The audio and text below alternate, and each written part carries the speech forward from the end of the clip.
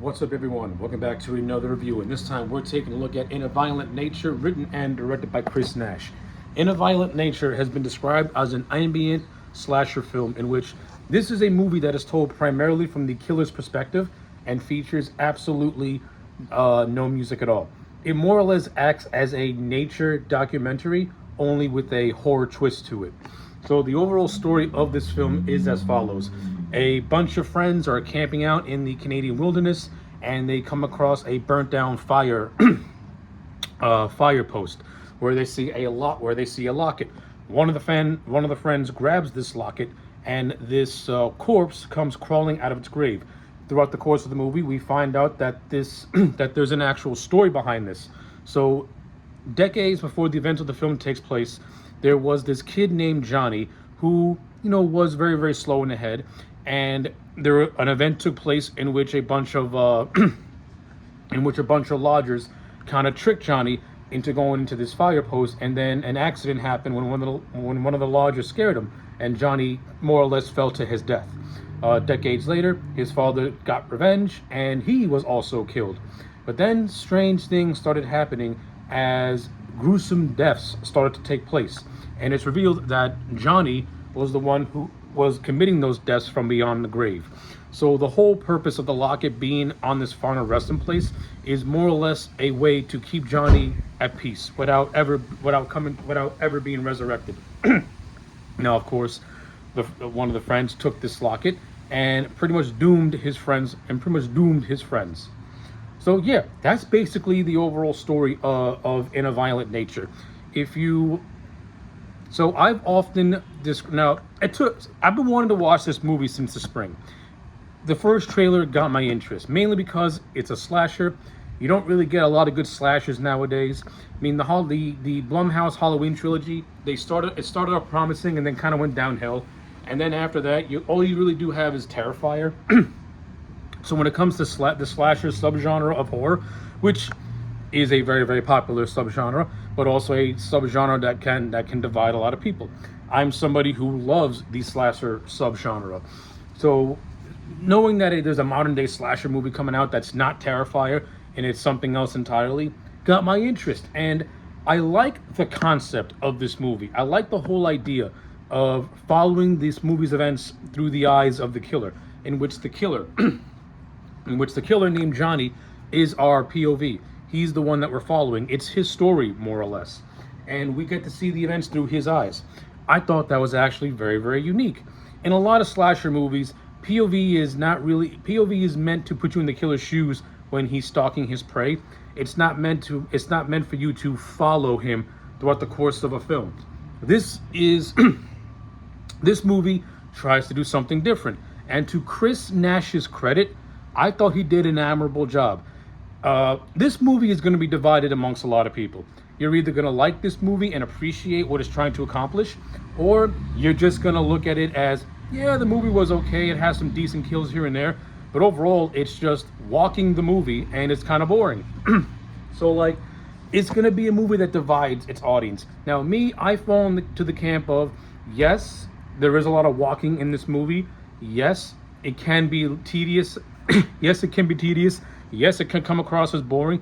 But at the same time, I admire what this film was going for, and I like that it doesn't reinvent the horror genre, but it tries to breathe some life into the slasher subgenre by doing something a little bit different, doing something a little bit more unique, while also staying to the conventions of a slasher movie and not trying to be anything else than what it was. And I like that. That's one of the things I do like about this movie. Now, I do got a lot of criticisms with this movie. It's not all the way perfect, but with those thoughts to the side, I overall think In a Violent Nature is worth a watch because at the end of the day, it is a very good horror movie, and it's one of the better horror movies to come out in a long time. So let's get positives out of the way first. Chris Nash, his directing and the cinematography in this movie is fantastic. I love the landscape shots. This movie's got fucking gorgeous cinematography. When I say it's got good cinematography, it's got good cinematography. Chris Nash really did a great job at making this feel like a nature documentary, and he really did a good job at utilizing his surroundings to be the music of this movie. This movie has no score. It has no film score. It has bits and pieces of music, but it's more like our characters listening to music on a radio. The music of this movie is is nature. It's the woods. It's the animals. It's the creaking of the grass. It's the crunching of the grass, the breaking of twigs, and the breaking of trees. That's the music of this movie, and it gives this movie a sense of ambiance, a sense of realism, if you will, and I appreciate that. That was good stuff. The actor, I believe, who played Johnny is Rye Barrett. I thought he did a good job in playing the character of Johnny. Now, the character now there's the character Johnny as a character has no charisma. He's not Art the Clown, in which he has an expressive body language. He's more like this lumbering. He's more like a lumbering, slow walking slasher, in the same vein as Jason Voorhees. So one of the things I do want to say about In a Violent Nature, if you watch Friday the 13th Part 2 and A Violent Nature back to back, it's clear as day that Chris Nash took a lot of inspiration from Friday the 13th Part 2. There's a lot of homages to that film. There's a lot of callbacks to that film. And at the end of this movie, there's a nice little cameo by an actress from that film that I'll get to soon. That I'll get to momentarily. So I like that. Being a big Friday the 13th fan, I can see a lot of those parallels and a lot of those homages right away. But before I get to that, let me just finish my thoughts on Johnny. Now, again, I don't think Rye Barrett brought anything unique to the role of Johnny, but he did bring a sense of menace, and he did bring a sense of almost like a bit of innocence to the character as well. Especially this one scene where the character sees like a set of keys on the ground, and he sits down by a tree when he takes off his mask, and he just, marvels at it like it's a toy or something like that. Like, you do get that sense of childlike wonderment. And that to me is where Rye Barrett, okay, there is something to the character of Johnny, and if the movie had more scenes like this, then it would have made Johnny feel more real as a character, not just feel like a dead slasher walking around. So it's a give and take with the character of Johnny. There's a lot of yes, at face value, he's just lumbering around, but when you get more intimate moments, and since this movie is told largely from his POV, you do get some really good moments, and I like that. And I like the whole motivation of this locket being precious to him because it was given to him by his mother. And when the kids steal that locket, that's his motivation to rise from the grave to get it back and commit these heinous murders. So I like it. Again, Johnny's story is very parallel to Jason, in which it has to do with the character's mother. So, again, some might find that as a ripoff, others will find it as homage. I think that Chris Nash did his best to make it similar but different all at the same time. Now, aside from Johnny, there's not really much to say about the rest of the cast. They're just one note. They're one-dimensional. Their acting is not going to win any awards. A lot of them are very, very forgettable, and that's just the way it is with this movie.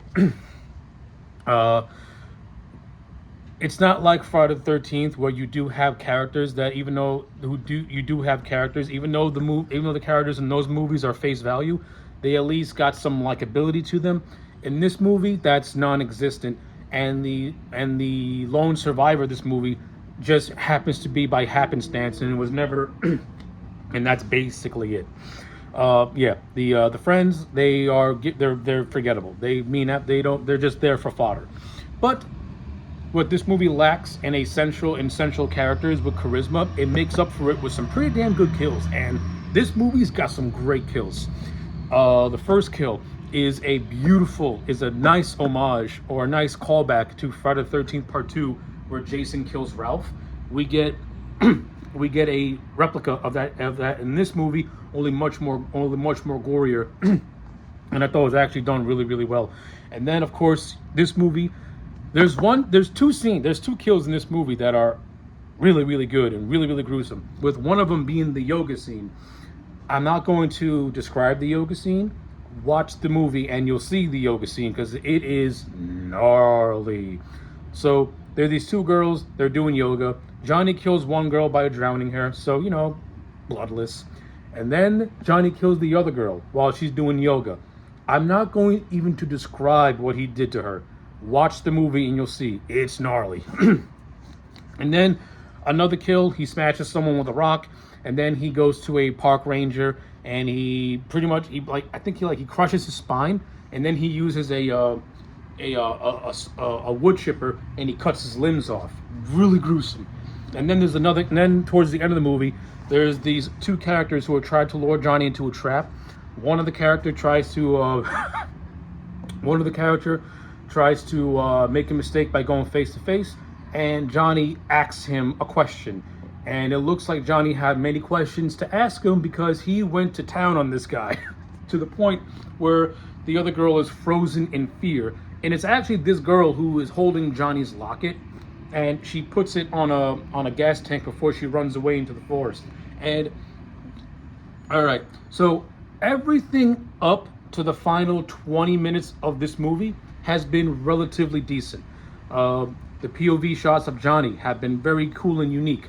The way he stalks his prey has been is like a behind the scenes look on how Jason would stalk a prey. Like he walks, and then we see how Johnny would do these little things to lure his victims out of wherever they are.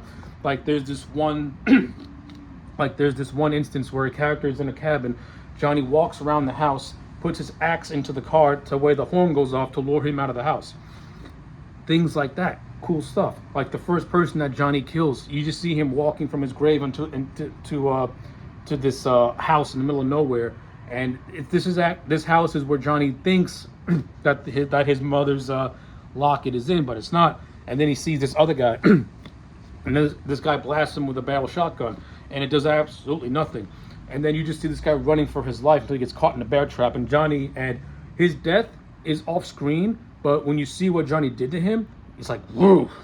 Like, the movie did a good job at doing off-screen kills pretty good and doing on-screen kills really good. Like, when the movie does on-screen kills, you feel like it's earned, and you feel like Chris Nash is trying to go for some really gnarly, gruesome stuff. So, can't hate that. But, I digress. Back to the last 20 minutes. So this character, I think her name was Chris. Again, a lot of these characters, it's hard to remember their names because they're so not memorable. But anyway, the character Chris has Johnny's locket. She puts it on like a gas tank, and she's just running all over the woods from night to day. And at face value, you could find it to be very, very boring. But since Chris Nash did a decent job at utilizing like the sounds of his surroundings and the animals, that creates like this intense atmosphere and this intense moment until she finally makes it to the main road, in which she's picked up by a nameless woman. And this nameless woman is actually Lauren Taylor, who played Vicky in Friday the 13th Part 2. Now, if you remember the character of Vicky, she's the one who falls in love with Mark, who is the guy in the wheelchair. So again, a nice callback to Friday the 13th Part 2, and it kind of makes me think that Chris Nash made an unofficial remake of that movie.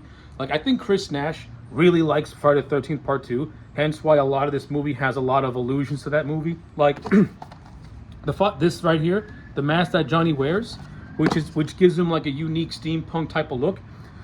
If you paint that white and take away the goggles and stuff like that, you basically have Potato Sack Jason. So yeah, like and again, the whole campfire scene in this movie where one of the characters tells the story of Johnny, that's ripped right out of Friday the 13th Part 2. So to see Lauren Taylor in this movie, that's just the icing on the cake for me. But she gives the character this speech about how her brother went bear hunting, and the overall message of this speech is that animals are just violent by nature, sort of thing. Now, I'll give Lauren Taylor credit. She did a good job acting the scene out. But I think Chris Nash went way too pretentious with this. And he pretty much spells out the message of his movie that if you watch this movie from start to finish and you listen to like the pockets of dialogue that the characters say, and you just look at Johnny, you kind of understand what's going on, and you didn't need to spell it out. I thought it got cringe after a while because, oh, okay, you're going there, man. And that's this movie's biggest flaw, is that you did not need to spell out the message of your movie. Because number one, the movie's plot is very simplistic, and anyone will tell you that animals are violent by nature because it's survival instincts, and that's all it is. You don't need to spell it out. and and you think the movie's going to build to like a big payoff, but it really doesn't. And I can see how that can be a bit of a letdown, because to me, it kind of is a letdown that there's not really a big there's not a big final confrontation or like a big jump scare to end the movie. The movie just kind of sort of stops when it pans to the gas can where the necklace was, and it's mysteriously gone. Now, I can see how some people will look at that and be like, so that's it? There's no big thing to end this movie on? That's it? I get it. Chris Nash was trying to break conventions and try and go against the grain by doing that. But I think for a movie like this, with all the buildup you were doing and the majority of scenes that were, let's face it, a whole lot of nothing really much was happening, you kind of needed a big showdown or something big to happen to close this movie out on a high note. Instead, it kind of goes down on just like a whimper, almost making you feel that whatever you're watching kind of was, I don't want to say all for nothing, but really led to nothing. And yeah, that's a big gripe for me. But overall, I think In a Violent Nature was actually a really, really good movie. If you've not seen it, I definitely do recommend it. It definitely should be watched. It is one of the better modern day slasher movies. And with all my criticisms and all my positives and negatives put together, I confidently will give this movie a solid 7 out of 10. It is not a perfect movie, but it is worth the watch, and I do recommend it. So yeah, those are my thoughts on In a Violent Nature. Let me know your thoughts in the comment sections down below. Like the video and subscribe, and I'll check you back next time for more.